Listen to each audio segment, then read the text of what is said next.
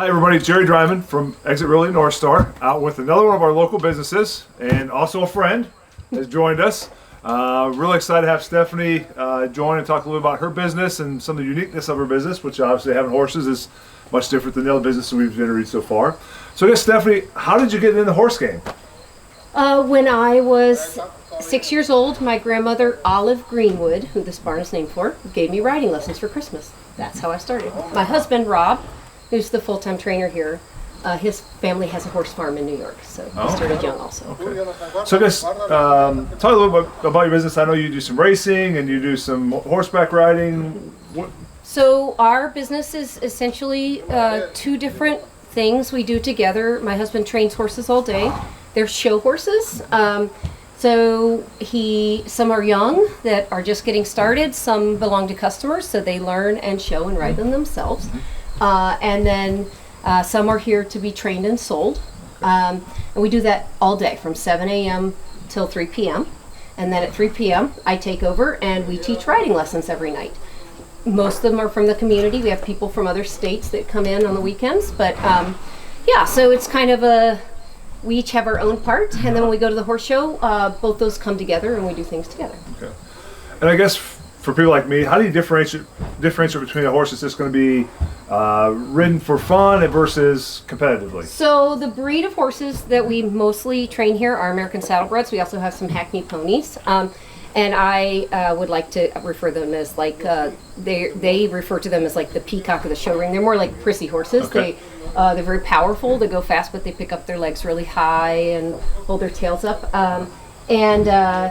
So that's all we do here. Now the lesson horses, Magic is a saddlebred. His heart was definitely not in being a show horse. His heart is in teaching other people to ride horses and love them. So he's a little more gentle and calm. He's very, very good teacher and very patient with people. And at what age could kids start learning to ride horses? My cutoff is 6. I have started a few 5-year-olds just to see. It really isn't about strength. I have even a nice little pony here who's very gentle. It's about getting in a classroom, listening to a teacher's voice from far away. If I'm going to put him on a horse that weighs 1,000 pounds, I really need him to be able to listen to what I say and focus on it. Okay. And in terms of somebody wanting to competitively start racing, do you train those? So what we do, we have an academy program here. People come and take riding lessons, and then eventually if they want to try showing, then they actually do that on the lesson horses at the shows, and then some of them will step on and buy their own horses. Cool. And I guess I gotta know, how much does a horse eat in a day? A lot, about 10 pounds of grain, plus these horses eat about a half a bale of hay each, and they drink at least 10 gallons of water a day. Wow. That's quite a bit. Yes. Quite a bit. And also one of the things, we're in a different barn than your typical location. As many of you know, we went through the tornado this spring, and you were a victim of the tornado pretty significantly. So talk a little about your location now, and obviously there's no set date to get back to where you're normally at, but... Yes, so we were direct hit from the tornado. It's been 6 months now, I can't believe that. And our barn was essentially destroyed. It'll have to be completely torn down and started over. It's over near the high school. We are currently located at the old Redan Land Farm, which we actually worked at for 10 years, so I'm very comfortable here, across from the Lakewood Elementary School. And we will be here until our place is rebuilt, which could be months. So luckily this has all the amenities. Everything we need to do the same thing we'll do over there. And then we'll eventually move back into a brand new barn, still in Norwalk. So how would somebody get a hold of you if they're interested? So I tell people to call my phone number or text it. It's 515-664-0776. I have riders from 6 to almost 80. Teach about 50% adults, 50% kids.